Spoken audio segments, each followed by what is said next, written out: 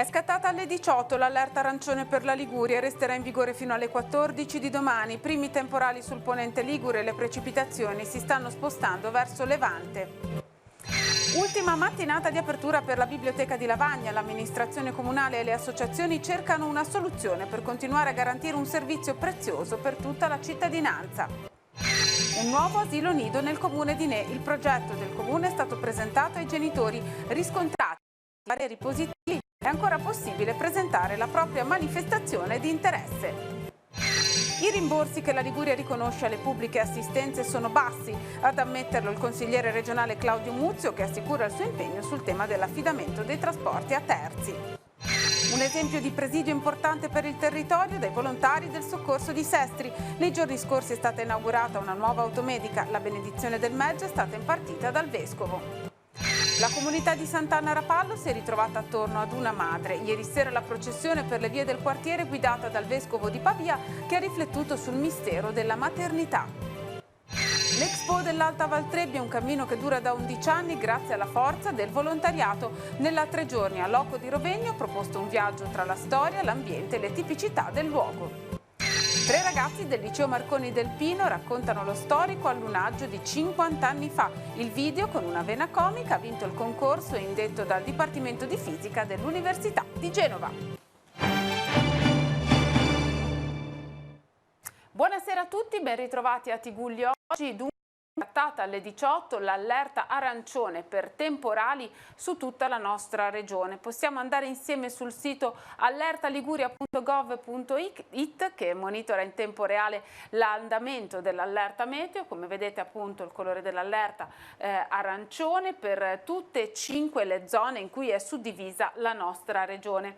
Scorriamo insieme il sito per andare a vedere il dettaglio per la zona C, quella del Levante Ligure che ci interessa. L'allerta è scattata, come detto, alle 18, e di colore arancione per i bacini piccoli e i bacini medi e di colore giallo per i bacini grandi. Scorrendo insieme il sito andiamo al giorno di domenica, la giornata di domani, con l'allerta arancione in vigore fino alle 13:59, sostanzialmente alle 14 per bacini piccoli e bacini medi, mentre per i bacini grandi è in vigore l'allerta di colore giallo. Nessuna segnalazione di particolare criticità dunque poi a partire dal pomeriggio di domani, ma come sempre in questi casi è necessario tenere sotto stretta osservazione l'andamento della situazione meteo, e noi lo abbiamo fatto poco prima di iniziare questo telegiornale collegandoci con il portavoce di ARPAL, Federico Grasso.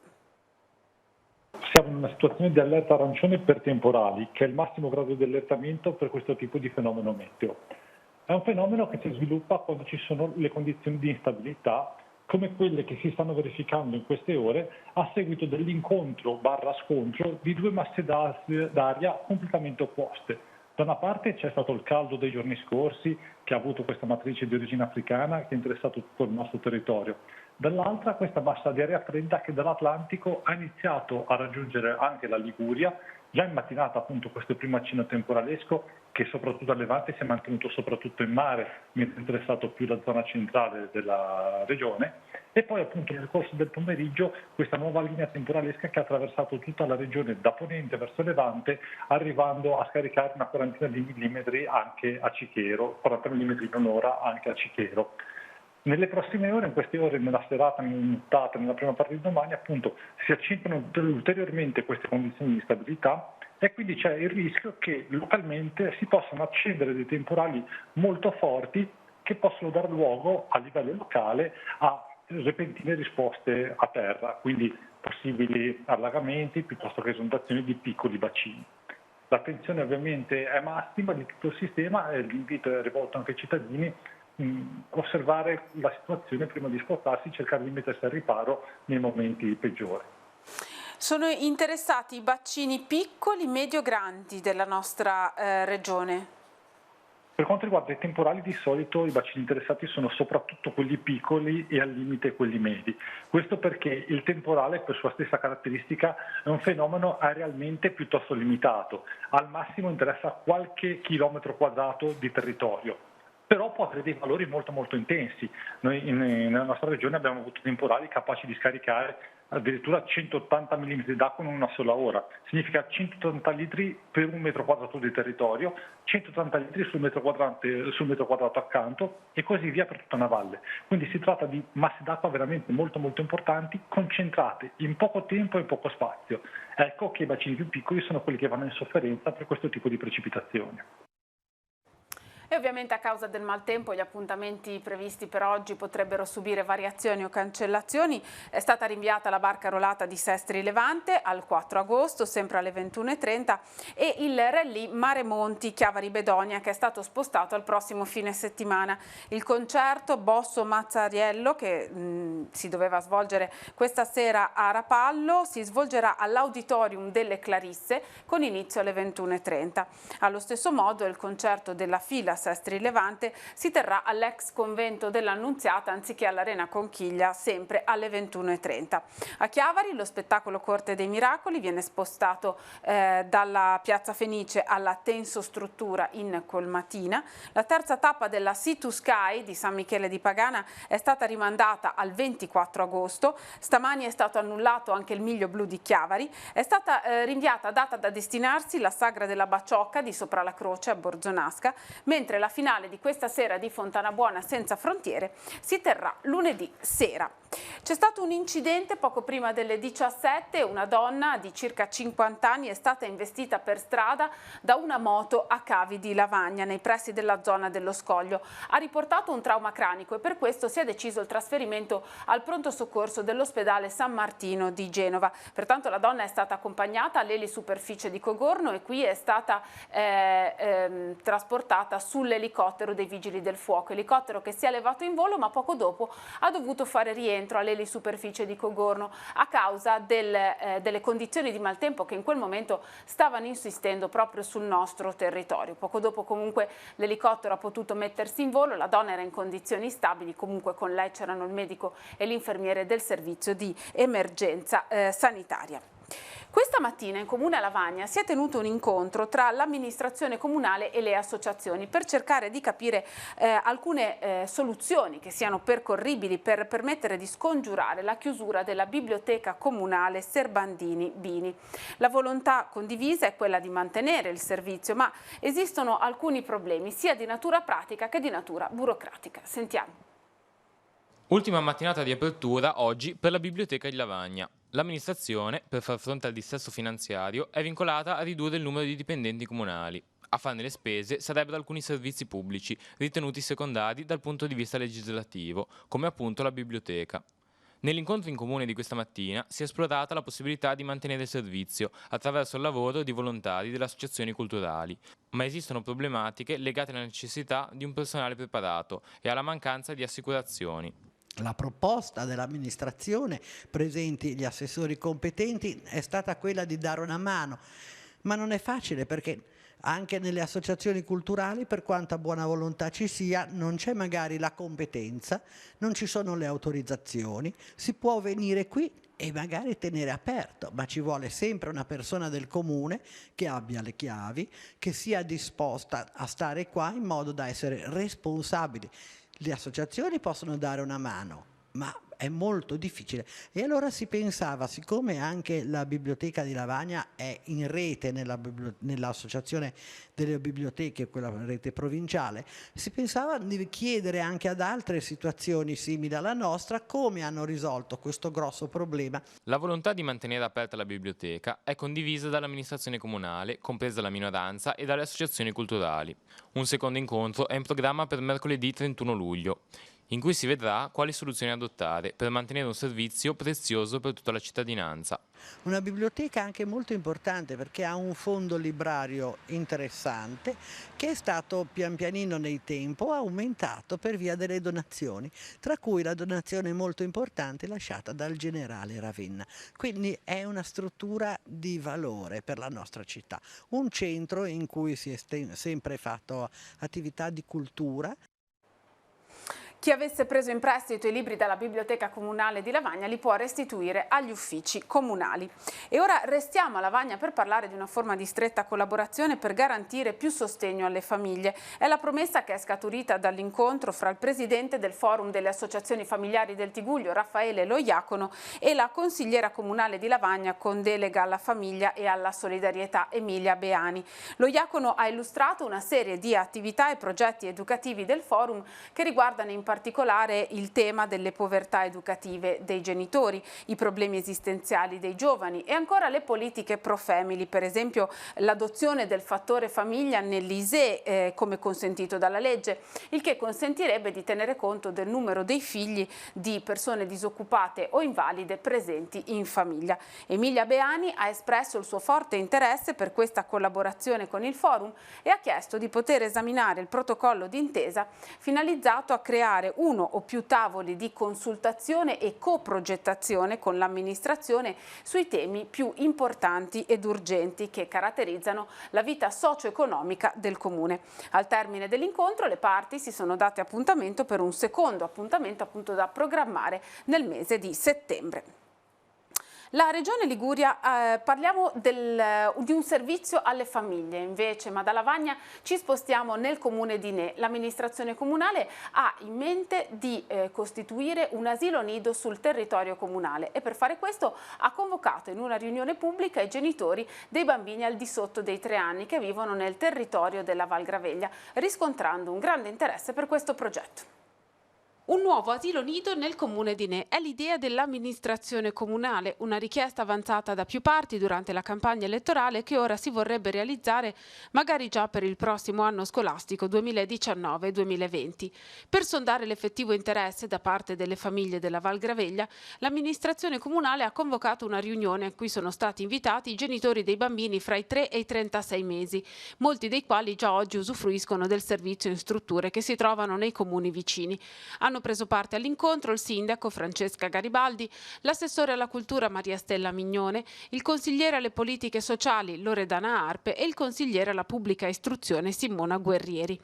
La risposta dei genitori presenti è stata positiva non solo per motivi gestionali, ma soprattutto è stata apprezzata l'idea di poter dare continuità all'inserimento scolastico dei propri figli in un istituto comprensivo che si possa definire tale fin dalla più tenera età.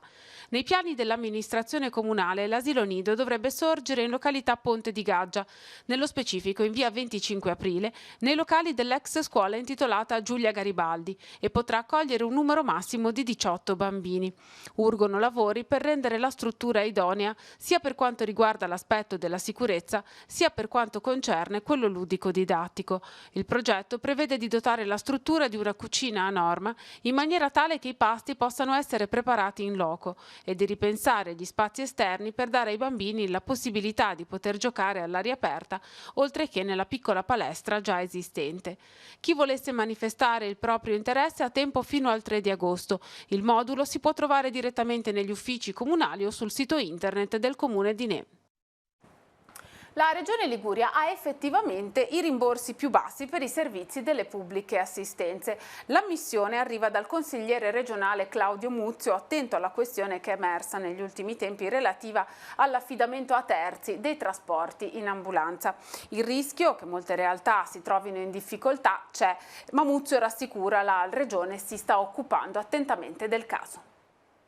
Non è un quadro semplice. Da una parte c'è un verdetto del Consiglio di Stato che afferma che i servizi di emergenza devono andare in appalto, sentenza fondata su una normativa comunitaria, dall'altra la Corte di Giustizia europea che ha introdotto il concetto di trasporto qualificato, che apre al mondo del volontariato e allarga le maglie dei servizi che possono essere affidati alle pubbliche assistenze. In mezzo a queste due sentenze c'è la Regione Liguria, che ha avviato una procedura per mettere a bando i trasferimenti intraospedalieri, per il momento un semplice step conoscitivo. Croce Rossa e pubbliche assistenze però temono che presto venga affidato a terzi anche il trasporto ordinario dei pazienti in ambulanza. È naturale che ci sia scoramento, aveva spiegato giorni fa Fabio Mustorgi del coordinamento ANPAS del Tigullio, considerato che c'è una convenzione ferma da quasi 10 anni, che le pubbliche assistenze devono affrontare ogni giorno una montagna di burocrazia e che i rimborsi regionali sono ridicoli. Sul tema interviene il consigliere regionale Claudio Muzio. Si cerca tanto di rivedere i rimborsi per i trasporti in emergenza, che in Regione Liguria, dobbiamo riconoscerlo, loro sono molto bassi, molto più bassi ad esempio che in Regione Lombardia, e poi si cerca di capire fino a dove si possano dilatare i servizi che possono essere affidati direttamente alle pubbliche assistenze. È un tema delicato sul quale stiamo lavorando, si susseguono tavoli e incontri per trovare una quadra. Si dice preoccupato Muzio per il futuro delle pubbliche assistenze che, se davvero i trasporti finissero ai privati, potrebbero chiudere o avere grossi problemi, anche se la Regione riconosce loro un ruolo importante.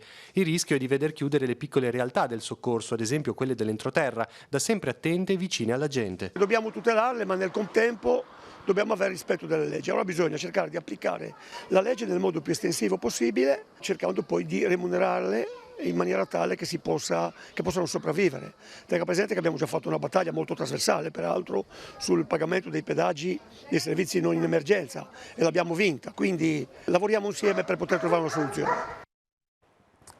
E il valore di un presidio sanitario fondato sul lavoro dei volontari e su tante attività importanti per i pazienti del territorio è emerso proprio nei giorni scorsi con l'inaugurazione di un'automedica acquistata dai volontari del soccorso di Sestri Levante.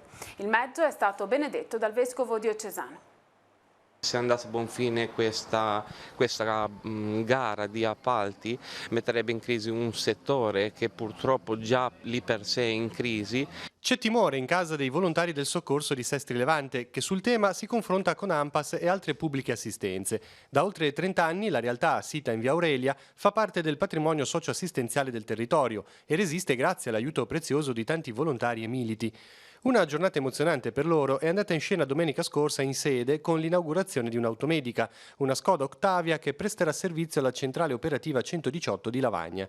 Il mezzo è costato 34.000 euro, un traguardo straordinario e raggiunto in poco tempo, dato che il nuovo consiglio si è insediato soltanto a settembre. Servirà praticamente ad integrare il sistema che abbiamo già attivo all'ambulanza nei casi più gravi, col medico infermiere di centrale operativa a bordo, con un nostro autista che li porterà sul luogo dell'intervento in tutto il comune e non. Come è stato acquistato? È stato acquistato grazie alle donazioni dei nostri soci più, cari, e comunque alle varie iniziative che abbiamo proposto e le varie assistenze in giro per il comune. All'inaugurazione del mezzo erano presenti le autorità cittadine, regionali e di città metropolitana, le forze dell'ordine e altre pubbliche assistenze. La benedizione è stata impartita dal vescovo. In mezzo a tanto entusiasmo e partecipazione, i volontari del soccorso rivolgono un appello a tutti i giovani affinché si facciano avanti e diventino parte integrante di questo mondo fatto di solidarietà, amicizia e rispetto per gli altri. Siamo 250 soci e una cinquantina di militi attivi ogni settimana a rotazione, oltre che servizi di emergenza sanitaria. Abbiamo dei servizi ospedalieri, ordinari. In un clima di festa gioiosa è stato consegnato ieri sera al Grand Hotel dei Castelli di Sestri Levante il 29esimo Esculapio d'Oro, istituito dal Comitato Assistenza Malati Tigullio. A ritirare l'ambita statuetta, opera del compianto scultore lavagnese Francesco Dall'Orso, una nutrita rappresentativa del pronto soccorso dell'ospedale di Lavagna. Il premio quest'anno è stato assegnato a tutto lo staff di infermieri, definiti nella motivazione rassicuranti e instancabili, che con il loro impegno e la loro abnegazione riescono a sopperire alle carenze di organico e alla dimensione limitata degli spazi, costituendo una squadra affidabile e affiatata. L'Esculapio d'Oro al medico invece è stato assegnato a Matteo Cavallero, sestrese di nascita, dal 2009 in servizio al pronto soccorso di Lavagna. Nella motivazione vengono sottolineate le capacità di ascolto degli ammalati e dei loro familiari, l'affronto con lucidità e determinazione dei casi più difficili e complicati che richiedono una rapidità nell'approccio e attenzione nel trattamento. Nell'ultima seduta il Consiglio Comunale di Chiavari ha approvato all'unanimità una modifica al regolamento edilizio. Ora, nel caso si voglia installare un ascensore in un palazzo della città, l'ampiezza minima delle scale deve essere di 80 cm e non di 1 metro come previsto in precedenza. La notizia viene accolta con soddisfazione dall'ANACI, l'Associazione Nazionale degli Amministratori Condominiali. Se l'ampiezza minima fosse di 1 metro, si spiega infatti in una nota, nell'83% dei condomini di Chiavari sarebbe stato impossibile installare un ascensore. Con la solenne processione con l'Arca di Sant'Anna e i tradizionali crocifissi, la comunità di Sant'Anna a Rapallo ha vissuto il momento centrale dei festeggiamenti in onore della Santa, che dà il nome a tutto il quartiere. Le celebrazioni sono state presiedute dal vescovo di Pavia, Monsignor Corrado Sanguinetti. La comunità di Sant'Anna a Rapallo si è ritrovata intorno ad una madre. La riflessione del vescovo di Pavia al termine della processione serale ruota attorno al mistero della maternità. La donna madre, spiega Monsignor Corrado Sanguinetti, è segno di tenerezza, solidità, accoglienza, conforto e nido e grembo della vita. Il presule invita dunque a guardare a Sant'Anna, la mamma di Maria, per riscoprire il dono dell'essere madre in un mondo, quello di oggi, dove non c'è profonda stima per la maternità e dove si fa fatica a dare alla luce dei bambini. Di qui l'esortazione di Monsignor Sanguinetti a riscoprirci figli. Nessun uomo si è autogenerato, tutti abbiamo ricevuto la vita. E se siamo figli, conclude, allora bisogna recuperare il senso della gratitudine. La giornata non deve essere solo costellata di lamentele pretese, dice il vescovo, o ci dimenticheremo della gratuità dell'esserci. Durante la preghiera finale, Monsignor Sanguinetti esprime il proprio stupore per la grande presenza di fedeli alla processione, soprattutto tante donne, mamme e bambini. La Chiesa, come spesso dice Papa Francesco, è donna perché madre, e quindi guardare in questo caso a una madre che è Sant'Anna e con lei a colei che poi è madre per eccellenza, Maria, vuol dire, penso, per una comunità cristiana come quella di Sant'Anna, riscoprire il proprio volto, cioè l'essere questa comunità un luogo che genera alla vita vera, alla vita piena, e che genera vita. Diventa una grazia per tutta la nostra comunità, la comunità diocesana di Chiavari, che è una comunità segnata da profondamente un'orma materna. Pensiamo alla Madonna di Montallegro, alla Madonna dell'Orto, e quindi davvero, come diceva Giovanni Paolo II quando venne a Chiavari, è un po' il giardino di Maria. Ebbene, possiamo dire che queste presenze di madri, Maria, Sant'Anna, ci fanno toccare con mano che la Chiesa Puma, come un'istituzione, è un luogo generativo di vita. E sempre a Sant'Anna a Rapallo, domani le Sante Messe saranno celebrate alle 8:30 e alle 11, alle 18 la Santa Messa solenne presieduta dal Vescovo Alberto Tanasini. Solennità di Sant'Anna anche all'Abbazia di Borzone, domani alle 16:30 la Santa Messa solenne e la processione. Al termine l'atto di affidamento delle famiglie, alle 18 la meditazione musicale. Nella chiesa di Sant'Antonino a Breccanecca, in occasione della festa di Sant'Anna, domani alle 11 la Santa Messa solenne, alle 20:30 al Vespro e la processione. Nell'abbazia di Sant'Anna, nella parrocchia del Sacro Cuore di Mocconesi, domani alle 11 la Santa Messa solenne, alle 20:30 il canto dei secondi vespri e la processione presieduta da Don Emilio Iozzelli, che ricorda quest'anno il 50° anniversario di ordinazione sacerdotale. La comunità parrocchiale di San Giuseppe dei Piani di Ri celebra la festa della Madonna della Salute. Le Sante Messe domani alle 9 e alle 11, quest'ultima presieduta dal Vescovo. Alla sera alle 20:30 i vespri e la processione, al termine delle funzioni religiose lo spettacolo pirotecnico. Lunedì alle 21 la Santa Messa per tutti i defunti presieduta da Don Alberto Gastaldi. Festa della Madonna della Lettera a Santa Margherita Ligure, domani le Sante Messe alle 8 e alle 10, quest'ultima presieduta dal viceparroco Don Salvator Bizzimana. Alle 21 la processione con l'Arca della Madonna. Lunedì alle 21 la Santa Messa per tutti i defunti. Festa di San Pantaleo nell'omonima cappella di Sant'Ambrogio a Zoagli, alle 9:15 la messa all'interno della chiesa. Seguirà la processione con le reliquie del santo. La comunità parrocchiale della Santissima Concezione a Cavi, a Lavagna, festeggia domani la festa dell'Immacolata. Alle 10 la messa solenne, alle 21 la processione con l'Arca della Madonna per le vie del borgo. Festa di Santa Lucia nella parrocchia di San Michele di Vignolo. Domani alle 10:30 la messa solenne, alle 20:30 il vespro e a seguire la processione. Al termine l'adorazione e la benedizione eucaristica. Lunedì alle 17:30 la Santa Messa di ringraziamento a ricordo dei defunti e dei benefattori della parrocchia, e lunedì e martedì a partire dalle 19 saranno aperti gli stand gastronomici. È il valore del volontariato che ogni anno dà forza e slancio ad una delle manifestazioni cardine dell'Alta Valtrebbia, l'Expo, che viene ospitata per 3 giorni nel Bosco delle Giaie a Locco di Rovegno. Un gruppo di adulti e giovani, molti dei quali in questa località solo per un periodo di villeggiatura, animano gli stand e le tante iniziative che vengono proposte da un ricco programma di eventi, e per quest'anno il tema scelto è quello del viaggio. Il viaggio in Alta Valtrebbia apre a scenari naturali e umani affascinanti e sempre nuovi, a partire dall'ambiente in cui si è immersi raggiungendo la frazione di Locco di Rovegno, dove da 11 anni si rinnova l'appuntamento con Expo. In questo contesto la Regione ha annunciato il compimento di alcuni pacchetti turistici che favoriscano il collegamento tra il turismo di riviera e la visita all'entroterra. Faremo dei pacchetti, dei percorsi sostanzialmente che condurranno dalla spiaggia ai musei, ai centri storici, ai percorsi escursionistici e termineranno anche nelle aziende agricole e soprattutto del valore aggiunto che hanno i nostri prodotti, specie quelli che sono dell'entroterra o comunque della Liguria, perché ha una biodiversità immensa e questa caratterizza questa unicità dei nostri prodotti. Tra le eccellenze di questo territorio appenninico possiamo inserire il canestrello, dolce tipico genovese che dà lustro ad alcune località della valle. Il canestrello è un prodotto, un dolce tipico ligure, si fa un po' in tutta la Liguria, è una pasta frolla, diciamo, gli ingredienti sono molto semplici, poche semplici perché farina, zucchero, burro, tuorlo d'uovo.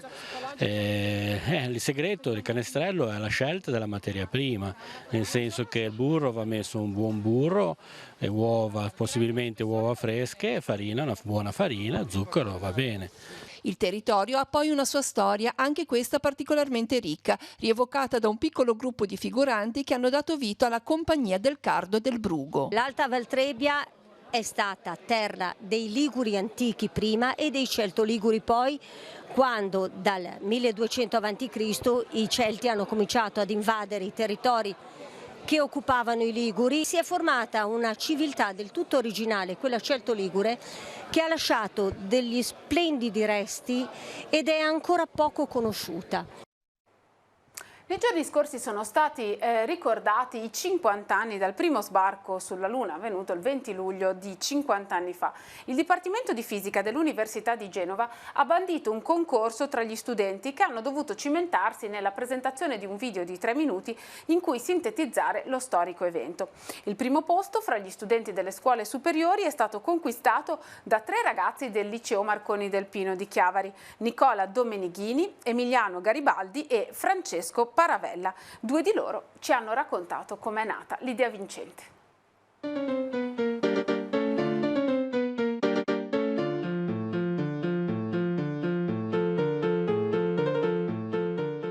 Quali erano le richieste che vi sono state fatte quando avete deciso poi di partecipare a questo concorso? È nato tutto dal nostro professore Stefano Rivara, che a scuola intorno a maggio mi sembra ci ha proposto di partecipare a questo concorso, il cui obiettivo era quello di, diciamo, il ricordo del 50° anniversario dell'allunaggio e quindi noi abbiamo deciso di partecipare a questo concorso e abbiamo subito diciamo, pensato a realizzare un video con una vena comica. L'idea di Chaplin è nata dal fatto che innanzitutto per scrivere dei testi, dei temi ci voleva comunque parecchio tempo e volevamo comunque che fosse una cosa originale, quindi abbiamo sfruttato, diciamo, il fatto di creare un video muto utilizzando appunto la figura di Charlie Chaplin, che risulta quasi un collegamento istantaneo al muto e per fortuna, diciamo, è riuscito bene, è piaciuto alla giuria e abbiamo vinto il concorso. Materialmente come avete operato per realizzare questo video? Allora, ovviamente noi avevamo bisogno innanzitutto di tute d'astronauta e poi dei caschi, perché sono comunque gli elementi distintivi di questi uomini. Abbiamo realizzato 3 caschi con delle insalatiere di plastica, abbiamo anche aggiunto delle decalcomanie della NASA. Effettivamente poi per il video abbiamo utilizzato un green screen per quanto riguardava lo sfondo, così da riuscire a mettere vari sfondi diversi che servivano a noi nel video. Inoltre poi c'è stato la parte più lunga è stata quella di editing video, perché comunque dovevamo rendere un video di 3 minuti a partire di tantissime clip, una mischiata insieme e una unita all'altra, e a quel punto poi siamo riusciti ad ottenere un video completo.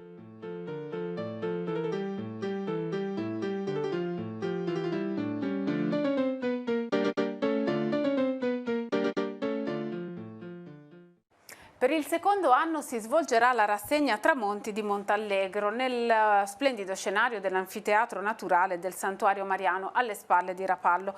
In contemporanea sarà proposta la passeggiata dei bambini, iniziativa ludica che si svolgerà sul lungomare rapallese e che avrà come scopo l'intrattenimento dei più piccoli. I Tramonti di Montallegro prenderanno il via il 1° agosto con lo storico dell'arte Philippe Daverio. Si proseguirà lunedì 5 agosto con il comico e scrittore Joele Dix e venerdì 9 agosto concluderà il ciclo di incontri Ferruccio De Bortoli, già direttore del Corriere della Sera e del Sole 24 Ore. Le serate ad ingresso libero inizieranno alle 21, sarà attivo il servizio di funivia anche in orario notturno. La passeggiata dei bambini invece è una rassegna di 10 serate suddivise in 3 tematiche. Il 30 luglio, il 3 e 4 agosto lungomare d'artista con giocolieri, trampolieri, maghi e cantastorie. L'8, 9, 10 agosto tutti al circo con laboratori di equilibrismo, giocoleria e acrobatica. L'11, 12 e 13 tutti pronti a cimentarsi con i giochi di una volta, dalla pista delle trottole a dimostrazioni varie. Gran finale domenica 25 agosto con la caccia al tesoro. L'appuntamento è alle 20:30 ad eccezione della caccia al tesoro che prenderà il via alle 18:45. Mascotte dell'evento sarà il simpaticissimo Lallo, il polpo di Rapallo, uno dei simboli della città. Ora vediamo invece quali sono tutti gli appuntamenti in programma per domani e lunedì con la nostra agenda.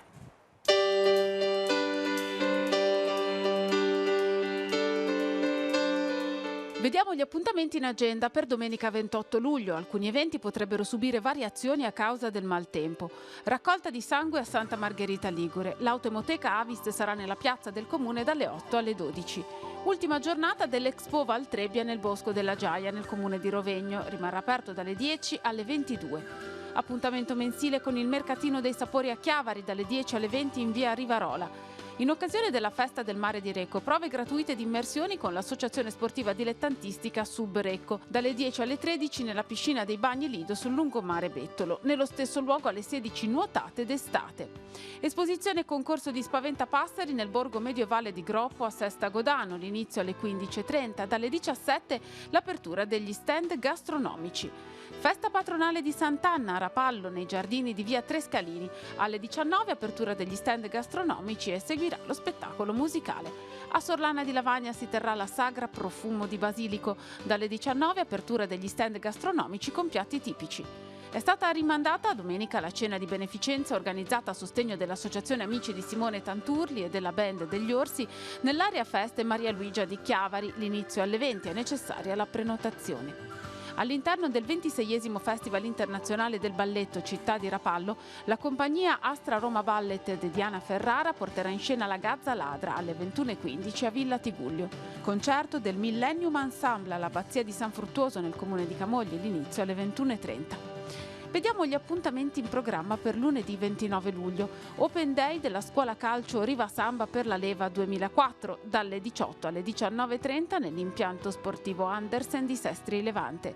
A conclusione dei festeggiamenti, in onore di Sant'Anna, cena insieme con minestrone a Casa Canata a Breccanecca, a Cogorno, l'inizio alle 20:15. Il ricavato sarà devoluto per i lavori di manutenzione della casa.